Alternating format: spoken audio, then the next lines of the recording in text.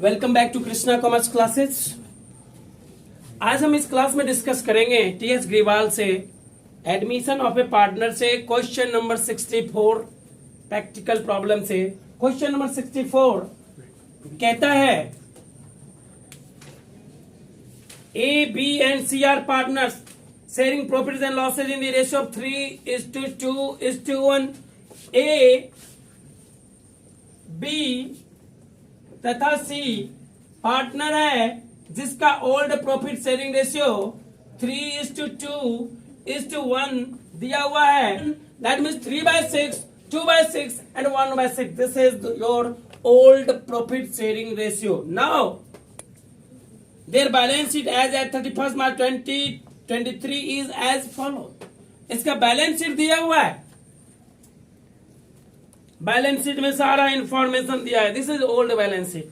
अब हमें foot note में कहता है कि D is admitted as a partner on 1 April 2023। His capital is to be 50,000। D एक न्यू पार्टनर के रूप में एडमिशन लिया। D who is a new partner, कौन तारीख को एडमिशन लिया है? 1 अप्रैल 2023 को, जो कि न्यू पार्टनर है, एडमिशन लिया है और उसने अपना कैपिटल लाया है 50,000 rupees. D's capital is 50,000 rupees. April 2023 his capital is to be rupees 50,000। D को 50,000 रुपए कैपिटल का लाना है। डी जो है वो न्यू पार्टनर के रूप में है। इतना क्वेश्चन में दिया हुआ है। आगे कहता है following adjustments are agreed on D's admission. जिस दिन डी मिस्टर डी एडमिशन ले रहा था उस दिन कुछ एडजस्टमेंट करने थे। क्या सब एडजस्टमेंट था? कहते कि out of the creditors 10,000 is due to D, it will be adjusted against his capital.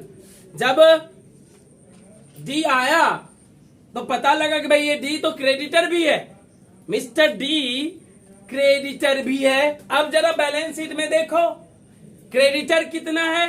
Total creditor आपके क्वेश्चन में दिया हुआ है 30,000 रुपीज। टोटल क्रेडिटर आपके क्वेश्चन में दिया हुआ है 30,000 रुपीज। 10,000 रुपीज डी का पैसा बाकी था बिजनेस के ऊपर।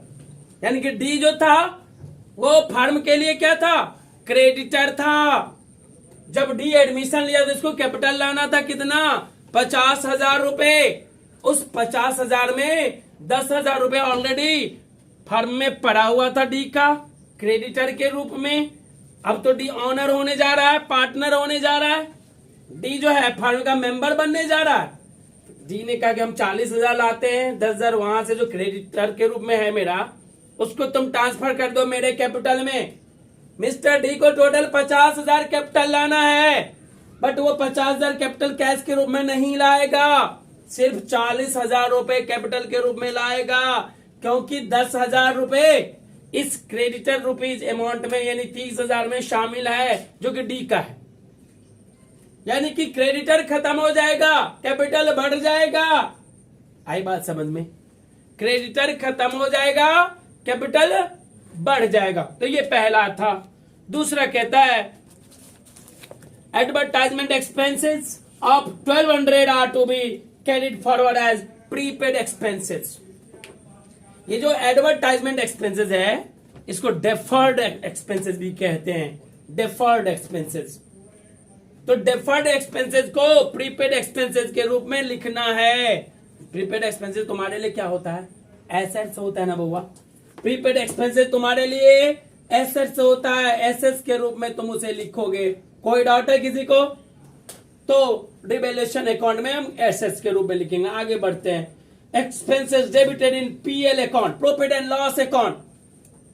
Expenses debited in the profit and loss account includes 2,000 paid for B's personal expenses. Profit and loss account में हम वही खर्चे शामिल करते हैं। प्रॉफिट एंड लॉस अकाउंट के अंतर्गत हम वही खर्चे शामिल करते हैं जो खर्चे हुए या फिर इनकम हुए, और फर्म से संबंधित खर्चे और इनकम ना। यहां पे पर्सनल एक्सपेंसेस यानी ड्राइंग हुआ ना। पर्सनल एक्सपेंसेस किसका है? ये बी का पर्सनल एक्सपेंसेस है, कहता है कि expenses debited in the profit and loss account includes 2000 paid for B's personal expenses। हमने गलती से क्या किया, बी का जो पर्सनल एक्सपेंसेस है हमने इसको पीएल में ट्रांसफर कर दिया, प्रॉफिट एंड लॉस अकाउंट में ट्रांसफर कर दिया, यानी कि प्रॉफिट एंड लॉस अकाउंट में ये 2000 रुपए बी के पर्सनल एक्सपेंसेस के शामिल है। हम इसके रिवर्स एंट्री करेंगे, क्योंकि बी का पर्सनल एक्सपेंसेस मतलब ड्राइंग ना।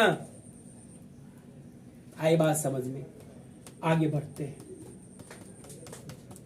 ए bill of exchange of ₹4000 which was previously discounted with the bank. एक बिल ऑफ एक्सचेंज था, आप 11th क्लास में बिल ऑफ एक्सचेंज चैप्टर पढ़े होगे। बैंक से आपने भुना लिया था बिल ऑफ एक्सचेंज, आपने एक बिल था आपके पास जिसे आपने अपने बैंक से भुना लिया, लेकिन बैंक जब मैच्योरिटी पे पैसे मांगने गया, किससे गया मांगने, आपका जो डेटर था उससे मांगने गया बैंक, बिल डिजॉनर हो गया। बिल क्या हुआ, डिजॉनर। पॉइंट नंबर डी पढ़ो, बिल डिजॉनर हो गया। जैसे ही बिल डिजॉनर हुआ, फिर से बैंक से तो आप पैसे ले लिए थे, आप मतलब फर्म ने बैंक से तो पैसा ले लिया था, बैंक से तो आपने ले लिया था, लेकिन आपका डेटर बैंक को पेमेंट नहीं किया, बैंक आपसे लेगी ना, आपके ऊपर लायबिलिटीज क्रिएट हो गया, आपके ऊपर फिर से क्या हुआ, लायबिलिटीज क्रिएट हो गया, लेकिन आपका एसेट फिर से बढ़ गया डेटर, क्योंकि पुराना बिल कैंसिल हो गया, एंट्री हो गया डेटर्स अकाउंट दिया टू बैंक अकाउंट, लायबिलिटीज आपका 4000 से क्रिएट हो गया। इसका मतलब जैसे ही कोई लायबिलिटीज क्रिएट होता है, अब यहां पे क्या कर रहा है, but entry was not pass for dishonoured. आपने डिजॉनर का कोई एंट्री नहीं किया था, तो कर दो ना, डिजॉनर का एंट्री करोगे ना, ड्यूअल एंट्री होगा। प्रत्येक लेन देन का 2 जगह एंट्री किया जाता है, और हम भी करेंगे, जब हम लेजर पोस्टिंग करेंगे तो उसका हम ड्यूअल एंट्री करेंगे। आगे पॉइंट नंबर ई कहता है कि provision for doubtful date at the rate of 5% is to be created against debtor। अब वो डेटर तो बढ़ गया ना, डेटर कितना था 30,000, बिल डिजाइनर हुआ 4,000 का, अब टोटल डेटर कितना हो गया 34,000, फिर से हो गया, फिर से 34,000 डेटर हो गया ना। डेटर ने 4,000 का बिल दे दिया था, तो बिल हमारा डेटर कम हो गया था, 30,000 रह गया था, फिर से बिल डिजाइनर हुआ तो डेटर रेज हो गया ना, बैंक रूपी लायबिलिटीज भी हमारे ऊपर रेज हो गया, बढ़ गया, तो डेटर बढ़ गया 30,000 प्लस 4,000, 30,000 प्लस 4,000, टोटल डेटर कितना हुआ 34,000। वो हुआ 34,000 पे प्रोविजन करेंगे 5%। Expenses on revaluation of 2,100 rupees is paid by A ने रिवैल्यूएशन का खर्चा पेमेंट किया, भुगतान किया, ये भी न्यू बात है।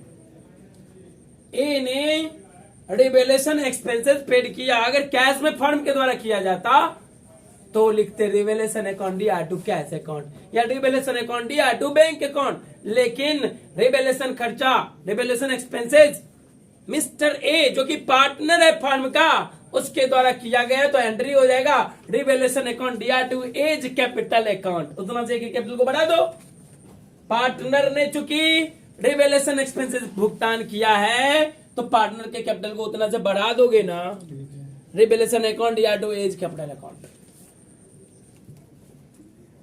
Have you any problem? ये तो था सवाल। अब हमें क्वेश्चन में मांग क्या रहा है, prepare necessary ledger account and balance sheet after D's admission. D के एडमिशन के बाद नेसेसरी लेजर बनाओ। नेसेसरी लेजर क्या बनाओगे, सबसे पहले हमें रिवैल्यूएशन अकाउंट बनाना होगा।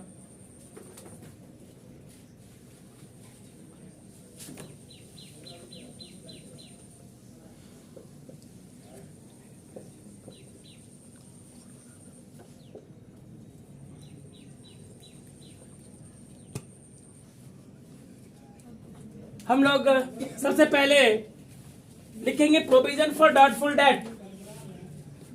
प्रोविजन फॉर डाउटफुल डेट्स कितना लिखेंगे provision for doubtful date question में दिया हुआ है।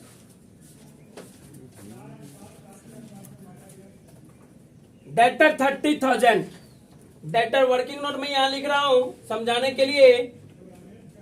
योर डेटर इज 30,000, ऐड करेंगे। कह रहा है क्वेश्चन में नीचे में कि बिल ऑफ एक्सचेंज जो बिल था ना वो डिजॉनर हो गया। जैसे ही बिल डिजॉनर हुआ फिर से 4,000 का डेटर क्रिएट हो गया ना। यहां पे ऐड करेंगे बिल्स डिजॉनर्ड, कितना 4,000, 34,000 हुआ। This is your working note, this is the part of your working note. 30,000 less 5% provision for doubtful debt। 1,700 is your provision for doubtful debt। your new debtor कितना रह गया? 0,032 and 3, 32,300। ये जो नया balance sheet हम बनाएंगे, उसमें लिखेंगे 32,300 new balance sheet after admission of D. तो हम कितना लिखेंगे न्यू बैलेंस शीट में? डेटर का वैल्यू 32,300 रुपया। ये हमने अभी कर लिया, यानी कि 1,700। This is your provision for doubtful date. ये आपका क्या है? प्रोविजन फॉर डाउटफुल डेट है। कोई दिक्कत है? एक चीज और कह रहा है प्रश्न में,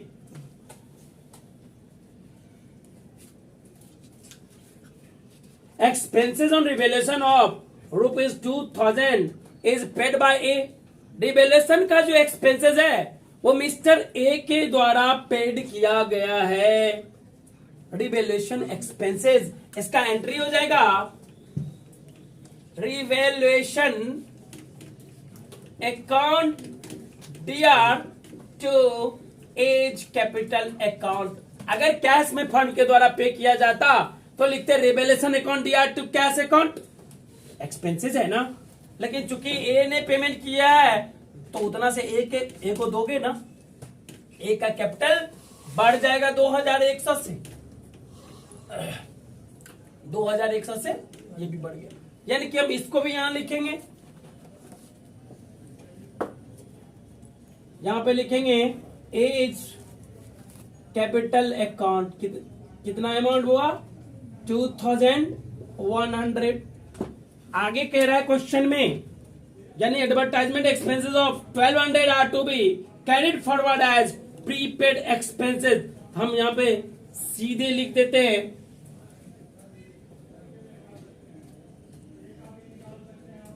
एडवर्टाइजमेंट एक्सपेंडिचर करके लिखते हैं यहां बाय एडवर्टाइजमेंट एक्सपेंडिचर। ये हमारे लिए डेफर्ड रेवेन्यू एक्सपेंडिचर हुआ और अमाउंट है आपका 1,200 रुपीज, 1,200 रुपीज यानी 1,200। एंड नेक्स्ट वन इज कहता है expenses debited in PL profit and loss account. वो खर्चे जो हम प्रॉफिट एंड लॉस अकाउंट में डेबिट किए, 2,000 रुपए बी के पर्सनल अकाउंट का शामिल है। तत्काल हमारे लिए फर्म के लिए ड्राइंग हो गया। बीज कैपिटल अकाउंट,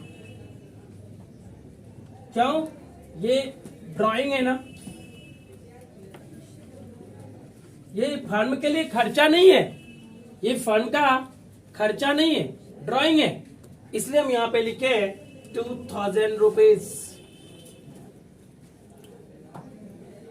कुछ लेन देन का जर्नल हम पहले ही कर देते ताकि हम मिटा देंगे इसको। सबसे जैसे कि क्रेडिटर का भी कर लेते हैं और डेटर, ये जो 4,000 बिल वाला था बिल का एंट्री में समझाने के लिए यहाँ लिख रहा हूं। जैसे ही यहाँ पे डेटर क्रिएट हुआ, यहाँ पे जो डेटर क्रिएट हुआ तो हम क्या लिखेंगे, debtors account DR to bank account, कितने 4000 रुपीज PDD का, प्रोविजन फॉर डाउटफुल डेट का ये एंट्री हुआ है। इसलिए यहाँ पे हमने डेटर को बढ़ा दिया उतना से 4000 से, बिल डिसऑनर होने के कारण उतना से डेटर हमारा बढ़ गया, रेज कर गया। और एक एंट्री और जो कि मैंने पहले ही चर्चा कर दिया था, मिस्टर डी ने जो कैपिटल के रूप में लाया था 50,000 रुपए, उस 50,000 रुपए में 10,000 रुपए ऑलरेडी वो क्रेडिटर के रूप में जो था पहले से, तो अपना क्रेडिटर से ट्रांसफर होगा कैपिटल में।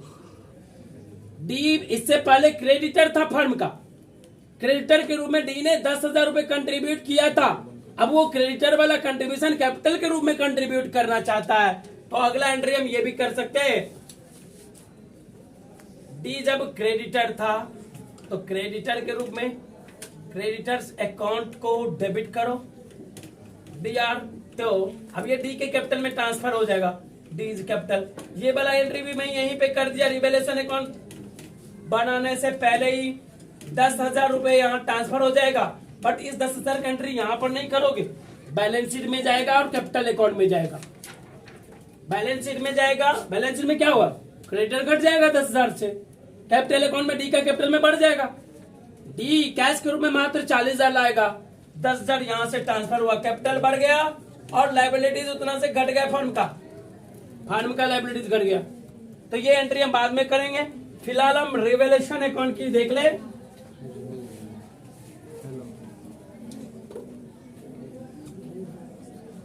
$3,800 घटाएंगे तो 600 होगा, घटा के देख लो। Loss transferred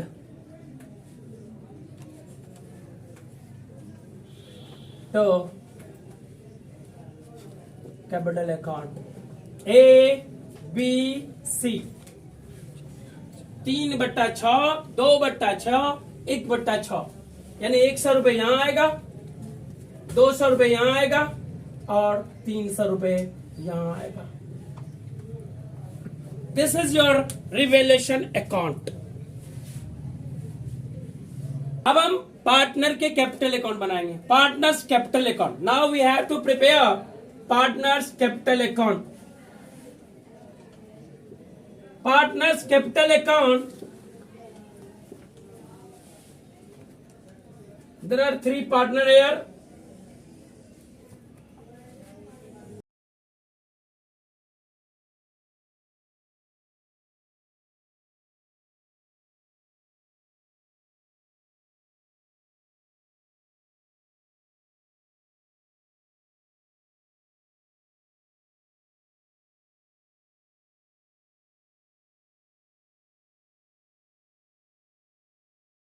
mister D cash के रूप में 40,000 ही लाएगा, इसीलिए मैंने ये एंट्री किया है।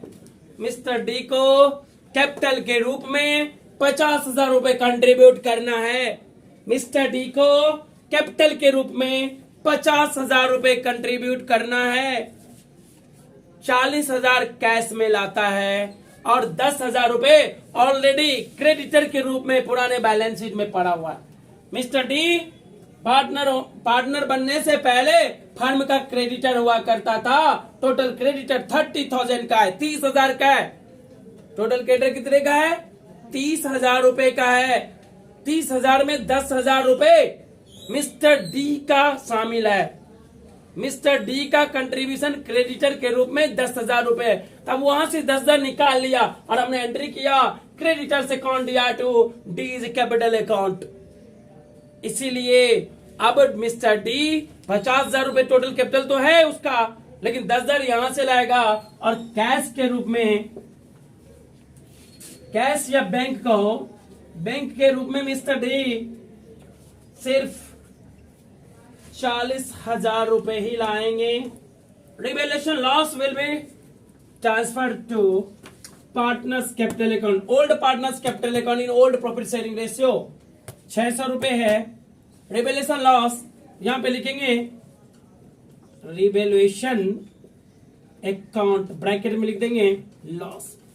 जो आइटम कैपिटल को घटाने का काम करता है उसको हम डेबिट में लिखते हैं, वो आइटम जो कैपिटल को बढ़ाने का काम करता है उसे हम क्रेडिट में लिखते हैं। तो हम रिवैल्यूएशन लॉस लिखेंगे 300 रुपए, 200 रुपए और 100 रुपए। अब हम बात करें, मिस्टर ए ने रिवैल्यूएशन एक्सपेंसेस का भुगतान किया, ए के हाथ से हुआ। ए के कैपिटल को बढ़ा दोगे ना, ए को उतना से रिवार्ड मिलना चाहिए।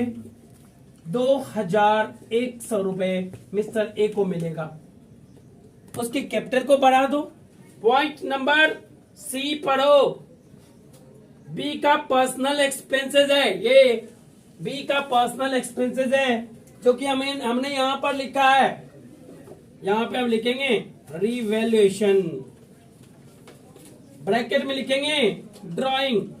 चूंकि ये बी का पर्सनल एक्सपेंसेस है 2,000 रुपए से, मिस्टर बी का ये पर्सनल एक्सपेंसेस है 2,000 रुपए से, इसके कैपिटल को घटा लेंगे। इसने ड्राइंग किया है तो इसके कैपिटल को हम 2,000 रुपए से कम कर देंगे। ये वाला जो एंट्री हमने किया है creditors account DR to D capital account, तो यहां पे हम लिखेंगे क्रेडिटर्स ट्रांसफर्ड। ये क्रेडिटर कहां ट्रांसफर किया जाएगा? डी के कैपिटल में। तब ना मिस्टर डी का 10,000 रुपए से बढ़े तो होगा। अब टोटल 50,000 रुपीज हो गया। कैपिटल अकाउंट का टोटल एंट्री हमने कर दिया। टोटल कैपिटल अकाउंट में कितना आता है?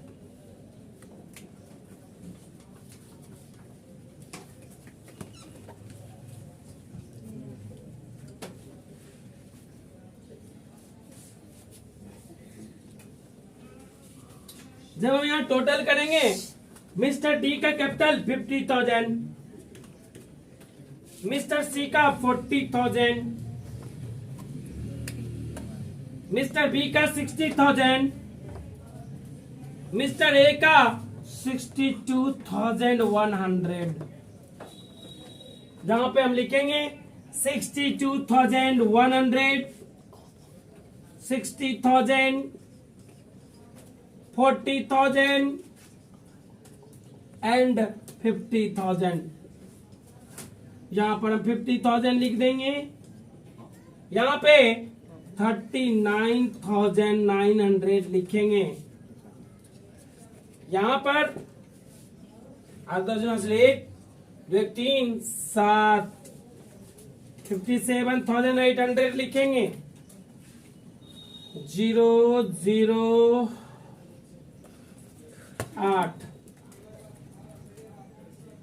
61,800 लिखेंगे। यानी कि this is our balance CD। यानी कि फर्म में मिस्टर डी के एडमिशन के बाद का ये कैपिटल है। न्यू पार्टनर के एडमिशन के बाद का बैलेंस शीट हम प्रिपेयर करेंगे। हम यहां पे कैपिटल लिखेंगे ABCD। Your new capital is 61,800, 57,800,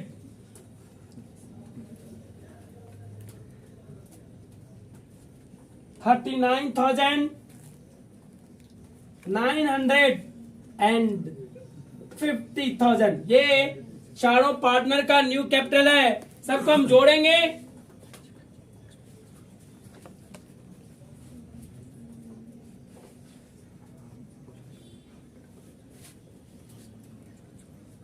$2,09,500। Creditors पहले कितना था? 30,000 रुपीज। 30,000 रुपीज आपका क्रेडिटर था। उसमें से 10,000 रुपीज डी के कैपिटल में चला गया, लेस कर लोगे, डीज कैपिटल के रूप में चला गया। अब आपका न्यू कैपिटल जो है वो 20,000 रह गया। क्रेडिटर्स भी हो गया। बिल्स पेबल की बात कर लेते हैं। आपका बिल्स पेबल है 10,000 रुपीज। ऐसे साइड में देख लेते हैं। लैंड एंड बिल्डिंग कोई चेंजिंग नहीं हुआ है। लैंड एंड बिल्डिंग में कोई परिवर्तन नहीं हुआ है, 50,000 rupees. Plant and machinery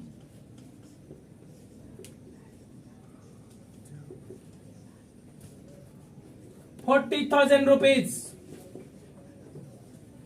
furniture 30,000 rupees. Stock 20,000 rupees.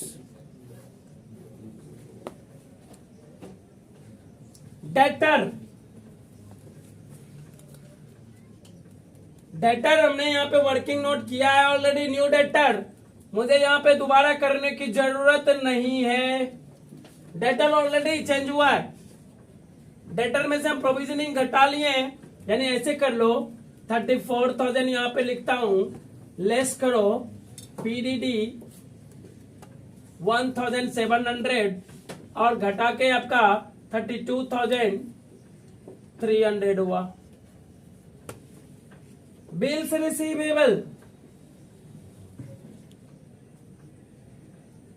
Receivable आपका बिल 20,000 ही रहेगा।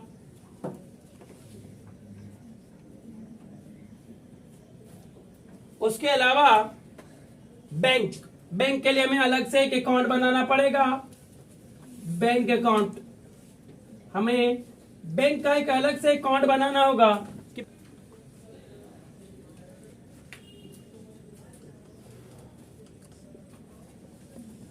टू बैलेंस बीडी, पहले से बैंक अकाउंट में कितने पैसे पड़े हैं? पहले से बैंक अकाउंट में 10,000 रुपए पड़े हुए हैं। बैंक अकाउंट में पहले से 10,000 रुपए पड़े हुए हैं। मिस्टर डी जो कि न्यू पार्टनर है, उसने कैपिटल के रूप में 40,000 रुपए लाया। इसका भी दो जगह एंट्री हो गया, एक यहां हुआ, एक डी के कैपिटल में हुआ। जितने भी लेन देन है फुटनोट में, उसका दो जगह एंट्री आमतौर पे होता है, एक डेबिट में, दूसरा क्रेडिट में। इसके अलावा हमने बैंक को भी तो हमें पे करना है ना। वो जो लायबिलिटीज क्रिएट हुआ था बिल डिजॉनर होने का, बिल जब डिजॉनर हुआ था तो हमने एंट्री किया था debtors account DR to bank account. तो यहां पे हम लिखेंगे बाय डेटर्स। क्यों लिखेंगे? ब्रैकेट में लिख देते हैं बिल्स डिजॉनर्ड होगा तो हमें पेमेंट करना होगा ना बैंक को 4,000 रुपए से, यानी कि 4,000 रुपए से हमारा कैश घट गया ना। 4,000 से हमारा कैश घट गया क्योंकि वो हमारा पैसा नहीं था।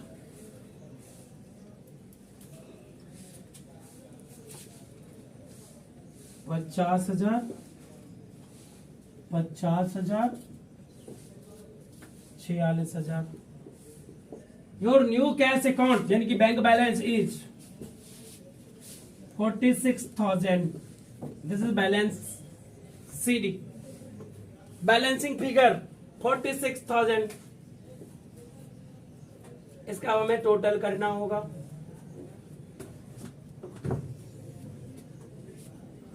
$2,39,500 यहां लिखो। एडवर्टाइजमेंट एक्सपेंडिचर, ये हमारा डेफर्ड एक्सपेंडिचर है। क्या है? डेफर्ड एक्सपेंडिचर है 1,200। तो इसे लिखना पड़ेगा। टोटल होगा 2,39,500, यानी कि your total amount of balance sheet 2,39,500 and 2,39,500. Your assets must be equal to capital and liabilities. This is your total balance sheet. Next class में हम डिस्कस करेंगे क्वेश्चन नंबर 65. Thank you.